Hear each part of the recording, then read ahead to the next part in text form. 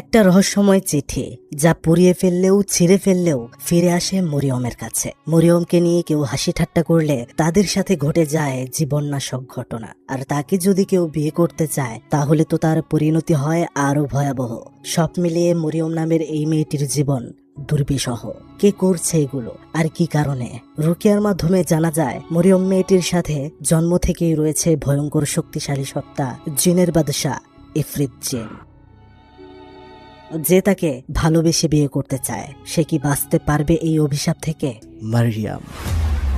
ঘটনার শুরুতে একটা ভিডিও চিত্রে আমরা দেখতে পারি আসল মরিয়মকে, যে তার জীবনের চরম নিষ্ঠুর ভয়ানক গল্প বলতে এসেছে। সেখানে সে বলে, আমি আজকে আমার জীবনের গল্প বলতে যাচ্ছি। আমি এক জিনের সাথে বসবাস করি, সে জিনদের রাজা। আমি তার নাম বলতে পারছি না, কারণ হয়তো সে এখন আমার পেছনে রয়েছে। এরপর আমরা দেখতে পারি ছোট্ট একটা ভাঙা কুঁড়ে ঘরে একজন মা প্রসব বেদনায় ছটফট করছে। অতঃপর সে একটা কন্যা সন্তান প্রসব করে, আর তখন সেই ছোট্ট মেয়ের চোখে আমরা দেখতে পারি একটা লাল আভা, এবং সে উপরে দেখতে পাচ্ছিল কিছু জিনদেরকে। সেই হচ্ছে মরিয়ম।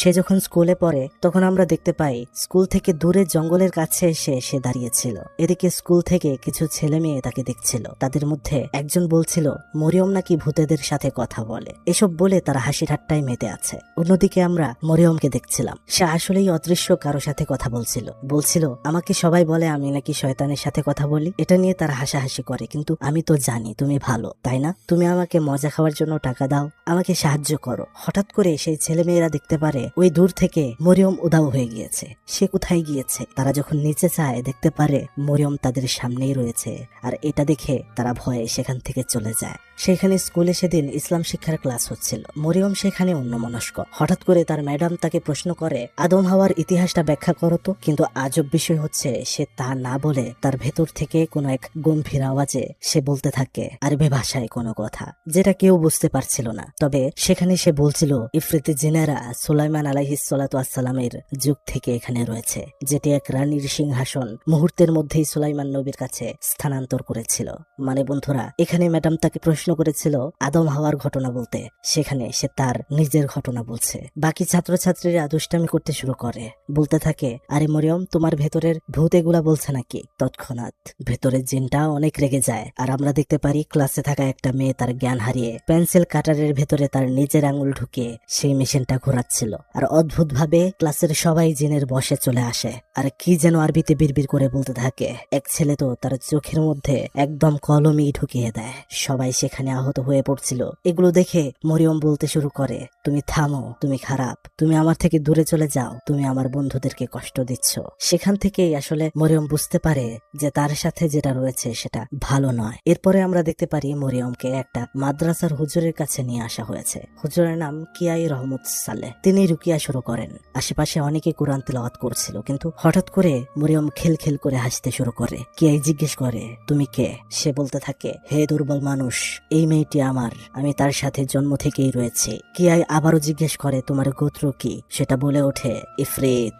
এটা বলে হাসতে শুরু করে আর অদ্ভুত ভাবে দাঁড়িয়ে পড়ে। সেখানে থাকা পরা পানির বোতলগুলো সে নষ্ট করতে শুরু করে। কিয়াই কোরআন তেলাওয়াত করতে শুরু করে, আল্লাহ তাআলার কাছে সাহায্য চায়, যে কারণে মেয়েটির ভেতর থেকে সেই জিন বের হয়ে যায়। কিয়াই বুঝতে পারে এখনো জিনটি এখান থেকে যায়নি, যদিও মেয়েটাকে ছেড়ে দিয়েছে। সে তিলাওয়াত আরো তীব্র ভাবে চালিয়ে যায়। জিন সেখানে না থাকতে পেরে সেখান থেকে তো চলে যায় ঠিকই, কিন্তু সেখানে যারা তিলাওয়াত করছিল তাদের সকলকেই রক্তবমি করিয়ে তারপর সেখান থেকে যায়। রুকিয়ার পর মরিয়মের মাকে কিয়াই বলে, আসলে মরিয়মের সাথে যেই জিনটা রয়েছে সে হলো ইফরিত জিন। বর্ণনায় পাওয়া যায় তারা পাহাড়ের মতো বিশাল হতে পারে, তাদের শক্তি সবার থেকে বেশি, এবং তারা আদম সৃষ্টির সময় থেকেই আছে। আমি জানি না মরিয়মের সাথে এটি কিভাবে যুক্ত হলো। সেখানে মরিয়মের মা বলছিল তাকে কিভাবে বাঁচাবো। কিয়াই বলছিল, জিন যত শক্তিশালী হোক না কেন, সব থেকে উত্তম সৃষ্টি মানুষ।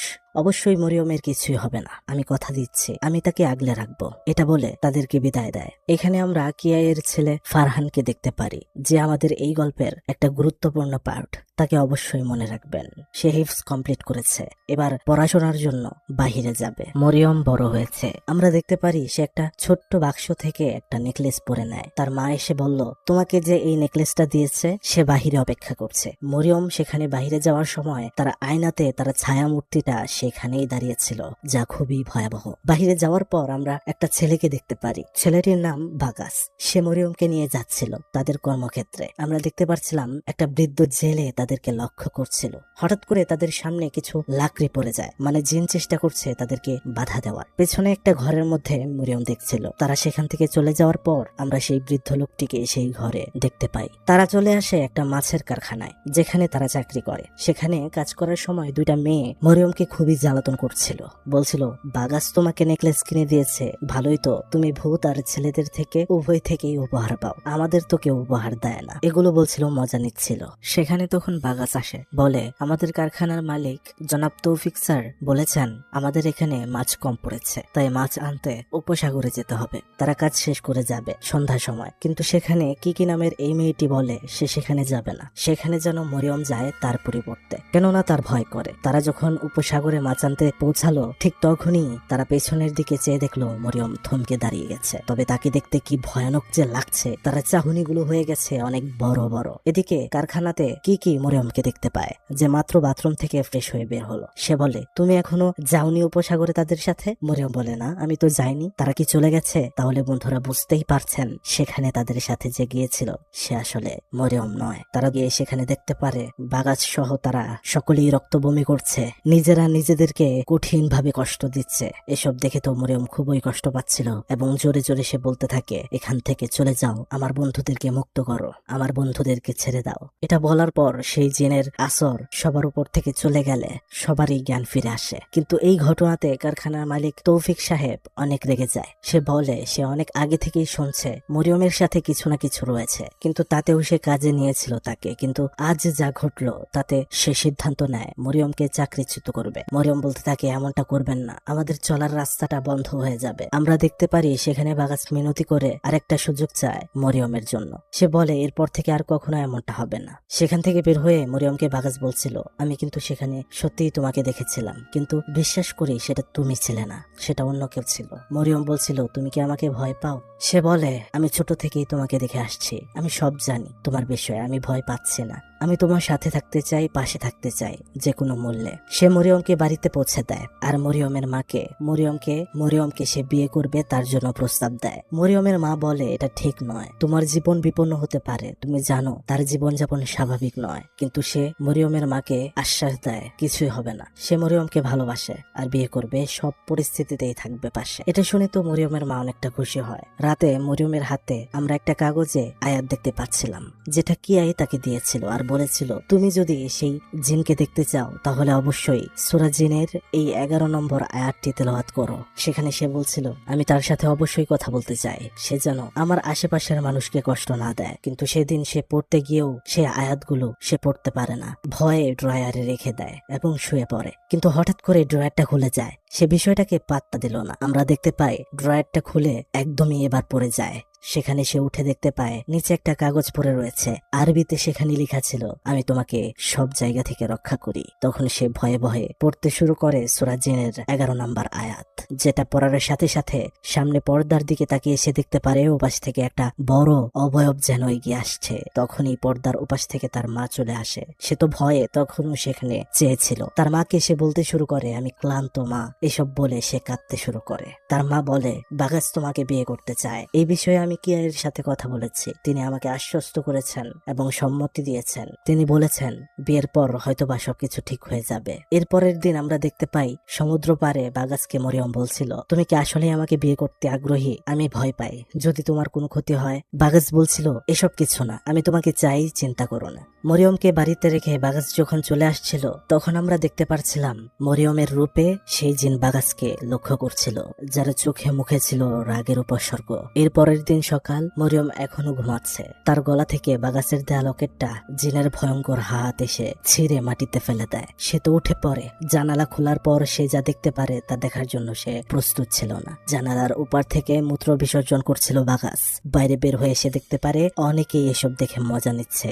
বাগাস যেন পাগল হয়ে গিয়েছে, অর্ধনগ্ন হয়ে তাদের বাড়িতে এসব করছে, যার মধ্যে মোটেও কোনো সেন্স ছিল না। তখনই তাদের সামনেই বাগাস তার জিভ দাঁত দিয়ে কেটে ফেলে। নিজেকে আঘাত করতে করতে সেখানেই শেষ করে দেয়। মানে বন্ধুরা, সেই জিন মরিয়মের কাছে কাউকে ভিড়তেই দেবে না। বাগাসের এই মৃত্যুতে পুরো এলাকায় যেন সুখের ছায়া নেমেছে। বাগাসের দাফন কাফন হচ্ছিল, মরিয়ম সেখানে যায়, কিন্তু সেখান থেকে বাগাসের মা তার ছেলের মৃত্যুর জন্য মরিয়মকে দায়ী করে আর বলে এখান থেকে চলে যা, দূর দূর করে তাড়িয়ে দেয়। সেখানে হুজুর কিয়াইও ছিল। তখন তার কাছে মেয়ে সেজে সেই ইফরিতে জিন আসে আর বলে তুমি কি এখনো আমাকে চ্যালেঞ্জ করবে? আমি তোমাদেরকে শেষ করতেও সক্ষম, মানে আমি মানুষদেরকেও মারতে পারি। কিন্তু সেখানে কিয়াই বলছিল জীবন মৃত্যু আল্লাহ তাআলার কাছে, আমি ভয় পাই না। এদিকে আমরা দেখতে পাই মরিয়ম তাকে শেষ করতে সমুদ্রে পারে চলে যায়। তার মা তাকে আটকায়, কিন্তু সে বারবার বলছিল মা আমার কারণে বাগাস মারা গিয়েছে, এটা সে মানতেই পারছিল না। সেখানে তখন কিয়াই এসে তাকে বোঝায়, শক্ত হতে বলে তোমাকে এই যুদ্ধ চালিয়ে যেতে হবে। তখন সে বুঝতে পারে সেই জিনটা এখনো তাদের আশেপাশেই রয়েছে। সেই জিনের উদ্দেশ্যে কিয়াই বলে ওঠে অবশ্যই মানুষরা জিন থেকেও শক্তিশালী, আর সে রাজীব। সন্ধ্যা সময় কিয়াই মাদ্রাসার এক শিক্ষককে বলে আমি ভোর রাত পর্যন্ত ইবাদত করব, দেখে দেখো কেউ যেন আমাকে বিরক্ত না করে। আর আমার ছেলে ফারহান, তাকে বলো এখানে আসার পরেই যেন সে আমার সাথে দেখা করে। আমরা দেখতে পাই তিনি নামাজে দাঁড়িয়েছেন। নামাজ শেষ হওয়ার পর আমরা তার পেছনে দেখতে পারি পর্দার পেছনে কারো একটা ছায়া, যে কিয়াইয়ের সাথে তাসবিহ পাঠ করছিল। তখন কিয়াই সেটার দিকে ফিরে বলতে থাকে আমি জানি এটা তুমি, আমাকে চ্যালেঞ্জ করার সাহস কিভাবে পাও তুমি? সাহস থাকলে সামনে এসো। তখনই আমরা দেখতে পারি সেই জিন মরিয়মের রূপ নিয়ে শূন্যে ভেসে ওঠে। কিয়াই আবারও তাসবিহ পাঠ শুরু করবে, কিন্তু সেটার সময় সেই জিন আর দেয় না, তার সামনে এসে পড়ে আর বলতে থাকে তুই কিভাবে ভাবলি তোর ভয়ে আমি মরিয়মকে ছেড়ে দেব? এটা বলে হাসতে শুরু করে। আর তার পরপরই একটা চিৎকারের আওয়াজ। মরিয়ম তখন ঘুমাচ্ছিল।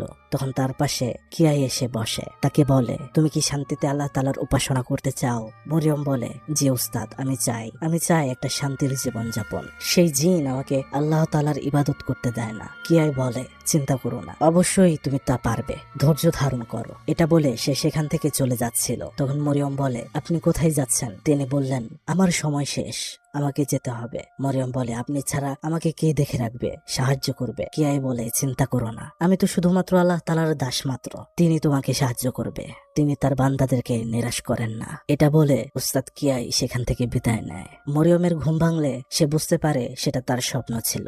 স্বপ্নে কিয়াই এসেছিল আর আমরা দেখতে পারি কিয়াইকে দাফন করা হচ্ছে। তার মানে সেই জিন কিয়াইকে মেরে ফেলেছে। সেখানে মরিয়ম অসহায়ের মতো কাঁদছিল। এবার কে তাকে বাঁচাবে? আর এটা হচ্ছে কিয়াইয়ের ছেলে ফারহান, যে মিশর থেকে লেখাপড়া করে এসেছে। কিন্তু ভাগ্যের কি নির্মম পরিহাস, তার বাবাকে সে শেষবারের মতো দেখতেও পারলো না। এদিকে মরিয়ম বাসায় এসে সেই জিনকে চিৎকার করে ডাকতে শুরু করে আর বলে তার সামনে আসতে, আর কতজনকে তার জন্য শেষ করে দেবে সে। তার মা তাকে থামায়, কিন্তু তখনই অন্য ঘর থেকে ভাঙচুরের আওয়াজ সেটা সবকিছু তছনছ করে দিচ্ছে। তারা গিয়ে দেখে নিচে একটা চিঠি পড়ে রয়েছে। সেই জিন লিখে রেখেছে তোমাকে আমার সাথে থাকতে হবে, আমার সাথেই থাকো। মরিয়ম তখন রাগে সেখান থেকে একটা কাচের টুকরো তুলে নিজেকে শেষ করতে যাচ্ছিল। তখন তার মা তাকে আটকায়, কিন্তু আশ্চর্যভাবে মরিয়মের ভেতর থেকে সেই জিন এবার মরিয়মের মাকে আঘাত করতে চায়, কিন্তু পারে না। মরিয়ম তার নিজের হাতে আঘাত করে দেয়। তার মা তাকে বিছানার সাথে বেঁধে দেয় যেন সে নিজের কোনো ক্ষতি না করতে পারে, আর বলতে থাকে তার মা তুমি আমাকে মাফ করো, আমার জন্যই তোমার জীবন এমন হয়েছে। এসব বলছিল, কিন্তু মরিয়ম বুঝতে পারছিল না। এটা বলে তার মা সেখান থেকে চলে যায়। কিন্তু আমরা দেখতে পারছিলাম মরিয়ম চোখ খোলার পর সেই জিনটা এবার মরিয়মের কাছাকাছি এসেছে। কি ভয়ানক চেহারা তার! এরপরে আমরা দেখতে পাই মরিয়ম আবার চলে গিয়েছে সাগরের কাছে। সে নিজেকে শেষ করতে যাচ্ছিল, তাকে সেখানে ফারহান গিয়ে আটকায়। মরিয়মের ভেতর থেকে সেই জিনটা বলে ওঠে কে পারে আমার থেকে মরিয়মকে আলাদা করতে? আমি তাকে ছাড়বো না, প্রয়োজনে শেষ করে দেব। ফারহান বলে আমি যতটুকু জানি আমার বাবা চেষ্টা করেছে, কিন্তু তুমি আমার বাবাকে শেষ করে দিয়েছো। আমার বাবার পরিবর্তে আমি তাকে সাহায্য করব, আমি তোমার সাথে লড়বো। সেই জিন বলতে থাকে আমি তাকে এখনই শেষ করে দেব, তাও তাকে ছাড়বো না। ফারহান বলতে থাকে তুই যদি কাপুরুষ না হোস তাহলে তুই মেয়েটির কোনো ক্ষতি করবে না। এটা বলে সে কুরআন তেলাওয়াত করতে থাকে, যার কারণে সেখান থেকে চলে যায় সেই জিন। মরিয়মের জ্ঞান ফিরলে ফারহান তাকে নিজের পরিচয় দেয় আর বলে তুমি ভেঙে পড়ো না, বাবার পরিবর্তে আমি লড়ে যাব, তোমাকে প্রোটেক্ট করব। এদিকে মরিয়ম নামাজ আদায় করছিল। তখন আমরা সেখানে দেখতে পারি জায়নামাজটা টান মেরে ফেলে দেয় মরিয়মকে সেই জিন। মরিয়ম বলতে থাকে আমাকে বিরক্ত করো না, শান্তিতে আমাকে ইবাদত করতে দাও। সে আবার নামাজ পড়তে শুরু করে। ওদিকে কবরস্থানে কিয়ায়ের কবরের পাশে বসে ফারহান তার বাবার দেয়া চিঠিটা পড়ছিল, যেটা তিনি লিখে গিয়েছিলেন। সেখানে লেখা ছিল, মরিয়মকে ইফরিত জিনের থেকে তুমি রক্ষা করো, পবিত্র ভালোবাসায় একমাত্র তাকে হয়তো রক্ষা করতে পারে। তখন সে কবর জিয়ারত করতে শুরু করে, কিন্তু আশ্চর্যের বিষয়, পাশে চেয়ে দেখতে পারে কতগুলো কালো বোরকা পরা অবয়ব জিকির করছে। তখন সে জিনদেরকে সালাম দেয়। পাশ থেকে সেই বৃদ্ধ লোকের অবয়বটা তাকে বলে, তুই যতই চেষ্টা করিস না কেন আমাকে থামাতে পারবে না। এটা বলে অদৃশ্য হয়ে যায়। ফারহান বুঝতে পারে পথটা অনেকটা কঠিন হতে চলেছে। এদিকে আমরা মরিয়মকে দেখতে পাই একটা ভিন্ন জায়গাতে, একটা ভিন্ন ডাইমেনশনে। সবকিছু লাল আভা। সে বুঝতে পারে না সে কোথায় এসেছে। সে পেছাতে পেছাতে কিছু একটার সাথে ধাক্কা খায়। পেছনে চেয়ে উপরে চেয়ে দেখতে পারে এটাই হলো সেই ভয়ঙ্কর জিন ইফরিত। সে চিৎকার করে ঘুম থেকে উঠে পড়ে, মানে এটা স্বপ্ন ছিল। কিন্তু সে উপরে চেয়ে দেখতে পারে সেখান থেকে দেখা যাচ্ছে সেই জগৎ। সে তো আরো চিৎকার দেয়। পরিবেশটা স্বাভাবিক হয়, কিন্তু সে তো শুয়ে পড়ে। তবে আমরা দেখতে পাচ্ছিলাম তার ছায়াটা সেখানেই বসে রয়েছে। সেদিন কারখানাতে সেই মেয়েগুলো তাকে নিয়ে আবারও হাসি ঠাট্টা করছিল, বলছিল এই মেয়ের জন্য সবাই মারা যাচ্ছে, আর অনেক কিছুই বলছিল। তখন তার ভেতরে থাকা জিনটা আবারও খেপে যায়। সেই মেয়েকে নিয়ে গরম পানিতে চুবাতে চাইছিল। একটা অঘটন ঘটে যাবে ঠিক সেই সময় সেখানে ফারহান চলে আসে আর দোয়া করতে শুরু করে। পরিস্থিতি স্বাভাবিক হয়। ফারহান মরিয়মকে বলে, আমি তোমার জন্য একটা দোয়া লিখেছি, যেটা তুমি নামাজের পরে পড়বে। এরপরে আমরা দেখতে পারি মরিয়ম নামাজ আদায় করছে। নামাজ পড়ে সে ফারহানের দেয়া দোয়াটা পড়বে, সেই মুহূর্তে সে দেখতে পাচ্ছিল ঘরের চার দেয়ালে আরবিতে লেখা ভেসে উঠছিল লাল বর্ণের। লাল বর্ণের হয়ে গিয়েছিল পুরো ঘর। সেখানে লেখা ছিল, তুমি আমার সাথে থাকো, আমি তোমাকে ভালোবাসি, আমি তোমাকে ভালোবাসি। তখন মরিয়ম সেই দোয়াটি পড়তে শুরু করে, যার বদৌলতে পরিস্থিতিটা স্বাভাবিক হয়। কিন্তু বাগাজ তাকে যে লকেটটা দিয়েছিল একটা বাক্সে করে, সেটা নিচে পড়ে যায়, যেটার ভেতর থেকে সে আরেকটা চিঠি পায়, যেখানে লেখা ছিল, আমি তোমার সুখ কখনো নষ্ট করব না। তখন সে রাগে সেই চিঠি সহ সেই বাক্সটা আগুনে ফেলে দেয়। কিন্তু ফিরে এসে সে দেখতে পায় ঠিক আগের জায়গাতেই পড়ে রয়েছে সেই বাক্সটা। সেটা সে আবার নিয়ে আগুনে নিক্ষেপ করে, কিন্তু সেই শক্তি আগুনের ভেতর থেকেও সেটা বাইরে ফেলে দেয়। সে তো খুবই ভয় পাচ্ছিল। একটা শব্দ তখন আসতে থাকে তার কানে, বলতে থাকে, মরিয়ম তুমি আমাকে উপেক্ষা কেন করছো? আমি তোমার সাথে মৃত্যু পর্যন্ত থাকবো। মরিয়ম তো তখন চিৎকার করতে শুরু করে। তারপর আরেকটা ঘটনা ঘটে। মরিয়মের মা দেখতে পায় মরিয়ম ঘরে ইবাদত করছে। এটা দেখে সে একটু বাহিরে যায়। আর এদিকে দুইটা মহিলা দেখতে পারে কিয়ায়ের ছেলে ফারহান মরিয়মের ঘরে ঢুকছে। মহিলাদের সন্দেহ হয় যে একটা যুবক যুবতীর ঘরে ঢুকলো। ওদিকে আমরা দেখতে পারছিলাম আসলে ফারহান তো ছিল তার বাবার কবরের সামনে। সে অবশ্য লক্ষ্য করতে পারছিল তার পাশে সেই বৃদ্ধ লোকটা তাকে নজরে রাখছে। এদিকে সন্দেহের বশে সেই মহিলারা মরিয়মের ঘরে তো ঠিকই প্রবেশ করে, কিন্তু কাউকেই দেখতে পায় না। ঠিক তখনই সব দরজা জানালা বন্ধ হয়ে যায়। ঘরের কর্নার থেকে সেই জিন মরিয়মের রূপে ভয়ানক ভাবে দাঁড়ায়, হাসতে থাকে, আর সাথে সাথে খুবই ভয়ঙ্কর ভাবে প্রত্যেকটা মহিলার মৃত্যু হয়। তারপর গ্রামবাসীরা তো সেখানে এসে মরিয়মকে অভিশপ্ত বলতে শুরু করে, ডাইনি বলতে শুরু করে, গ্রাম থেকে চলে যেতে বলে।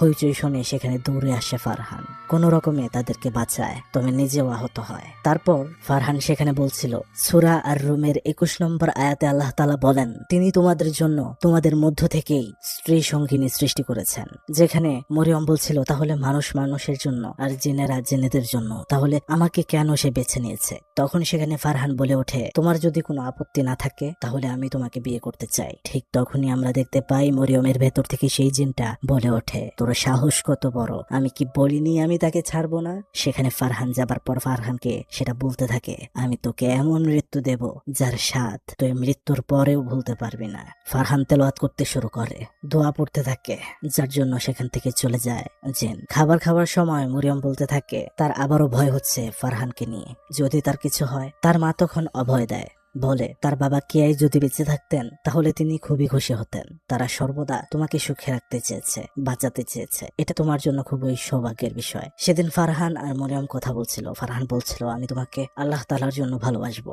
আমাদের পবিত্র সম্পর্কের মধ্যে কেউ আসতে পারবে না, স্বয়ং আল্লাহ তাআলা সাহায্য করবেন। ঠিক তখনই ফিসফিসিয়ে মরিয়মকে সেই জিন বিরক্ত করতে থাকে। মরিয়ম না পেরে দৌড়াতে শুরু করে। সেটা মরিয়মকে বলছিল, তোমাকে কেউ ভালোবাসে না, আমার চেয়ে বেশি কেউ ভালোবাসে না। ফারহান তোমাকে শুধু ব্যবহার করছে। মানে তার ভেতরে একটা ভুল বোঝানোর জন্য চেষ্টা করছিল জিন। সে ঘরে আসার পরেও চার দেয়ালে লেখা বাঁচতে শুরু করে, আমি তোমাকে ভালোবাসি। কিন্তু মরিয়ম বলছিল, আমি ফারহানকেই বিয়ে করব। এদিকে আমরা দেখতে পাচ্ছিলাম ফারহান মাদ্রাসার শিক্ষককে বলছিলেন, যত দ্রুত সম্ভব আমাদেরকে বিয়ে করতে হবে আজকে। সারা রাত আজ আমরা সালাতুল হাজতে তাহাজ্জুদের নামাজ পড়বো এবং ফজরের টাইমে ইজাব কবুল করব। তারপর আমরা দেখতে পারি মরিয়ম উজু করছে, তখনই তার কানে ফিসফিসানির আওয়াজ, আর পাশে থাকা ঘর থেকে তাকে ভেতরে টেনে নেওয়া হয়। অন্যদিকে আমরা দেখতে পারি মসজিদের ভেতরে এখন তারা নামাজ আদায় করবে সবাই মিলে, কিন্তু সেখানে মরিয়ম এসে উপস্থিত হয়নি। তার মা তাকে খুঁজতে গিয়েও তাকে সেখানে পায় না। এসে সেটা ফারহানকে এসে জানায়। ফারহান বলতে শুরু করে মরিয়মের মাকে, আন্টি আপনি আমাদেরকে আশীর্বাদ করুন, আমি এখনই মরিয়মকে বিয়ে করতে চাই। মরিয়মের মা বলে, এটা কিভাবে সম্ভব, সে তো এখানে নেই। ফারহান তখন বলে, এটা সম্ভব, আপনি রাজি, মরিয়মও রাজি, তাছাড়া আপনি তার গার্ডিয়ান, আমাদের বিবাহ এভাবেই সম্পূর্ণ হবে, আপনি সম্মতি দিলে, নয়তো জিন এটা হতে দেবে না। এদিকে আমরা দেখতে পারি মরিয়ম সেই জিনের জগতে চলে গিয়েছে। সেখানে সে দেখতে পারে কতগুলো জিন একটা বাচ্চাকে একটা বড় জিনের কাছে তুলে দিচ্ছে একে অপরের হাত দিয়ে, আর সেটাই হচ্ছে জিনের বাদশা। মরিয়ম তো সেখান থেকে পালানোর চেষ্টা করছিল, কিন্তু কোনোভাবেই পারছিল না। এদিকে আমরা দেখতে পারি এক হুজুর ফারহানকে বিয়ের জন্য প্রস্তাব দিচ্ছে যেভাবে দেওয়া হয়, কিন্তু ফারহান যখন কবুল পড়বে সেই সময় সেখানে থাকা পানির বোতলগুলো ফেটে যাচ্ছিল। তখন আবারও তাকে নতুন করে প্রস্তাব দেওয়া হয়। সে প্রস্তাবে রাজি হয়ে কবুল বলবে, সেই সময় আবারও প্রচন্ড ঝড়ো হাওয়া বইতে শুরু করে। সে কবুল বলতে পারে না। বিবাহের প্রস্তাবের সকল কথা যেন মরিয়মের কানের মধ্যে যাচ্ছিল সেই জগতে, কিন্তু সে সেখান থেকে বের হতে পারছিল না। আরো একবার হুজুর বিয়ে পড়ানো আরম্ভ করে, প্রস্তাব দেয়, কিন্তু কবুল বলার আগে এবার ফারহান দেখতে পারে আশেপাশে যারা সাক্ষীরা রয়েছে তাদের মধ্যে কয়েকজনের রক্ত বমি হচ্ছে। এদিকে সেই জগতে জিন মরিয়মকে বলছিল, তুমি আমাকে কিভাবে প্রত্যাখ্যান করতে পারো, এতটা আমি তোমার আনুগত্য ছিলাম যেটা কেউ থাকবে না, তুমি এটা ঠিক করলে না। আবারও আমরা এদিকে দেখতে পাই ফারহান এবার কবুল বলে, কিন্তু তার গলা দিয়ে শেষ পর্যন্ত রক্ত বের হয়ে যায়। এরই মধ্যে সে সবাইকে বলে, আপনারা কি শুনেছেন? চারিপাশে সবাই বলে, হ্যাঁ শুনেছি, তার মানে বিবাহ সম্পূর্ণ হয়েছে। সেখানে ফারহান দোয়া করতে শুরু করে, যে দোয়া সম্পূর্ণ কানে পৌঁছাচ্ছিল অন্য জগতে মরিয়মের কাছে। তখন সেই দোয়াটা সেও পড়তে থাকে। বিবাহ সম্পূর্ণ, এখানে কোনোভাবেই জিন আর হস্তক্ষেপ করতে পারছে না, কিন্তু সে চলে যাওয়ার আগে বলে যায়, আমি তোকে ছাড়বো না। এটা বলে সে উধাও হয়ে যায়। সবাই যখন মসজিদ থেকে বের হয় দেখতে পায় মরিয়ম ফিরে এসেছে, হয়তো বিপদ কেটে গিয়েছে। কিন্তু আসল মরিয়ম যে কিনা আমাদেরকে তার কাহিনীটা জানাচ্ছিল, সে বলছিল সেই জিন এখনো আমাকে অনুসরণ করে, আমি যা করছি সব দেখে, আর আমি জানি আমি যেখানে ঘটনাটা বলছি এখানেও সে রয়েছে। এভাবেই মুভিটির শেষ হয়, কিন্তু রেখে যায় আরো রহস্য। আমরা দেখতে পারি শেষে ফারহান আর মরিয়ম নামাজ আদায় করছে, আর অন্য রুম থেকে মরিয়ম অজু করে বের হচ্ছে। সে আবার কাবার ছবির দিকে তাকিয়ে আছে। তাহলে ফারহান যার সাথে নামাজ আদায় করছে সে তো অবশ্যই জিন। তার মানে জিন তাদেরকে এত সহজে ছাড়বেন না, হয়তো এবার কোনো বড় প্রতিশোধ নেবে। আপাতত সিনেমার কাহিনী এখানেই শেষ, কিন্তু রেখে যায় কিছু প্রশ্ন। কোন কারণে জিন রয়েছে জন্ম থেকেই মরিয়মের সাথে? আর যেটা ক্লিয়ার করা হয়নি সেটা হচ্ছে মরিয়মের মা বলেছিল আমার কারণেই এসব হয়েছে। কেন হয়েছে সেটা কোনো জায়গায় ক্লিয়ার করা হয়নি। তার মানে হয়তো এটার পার্ট 2 আসতে পারে। যদি পার্ট 2 রিলিজ হয় তবে অবশ্যই সবার আগে আপনাদের সামনে নিয়ে আসবো।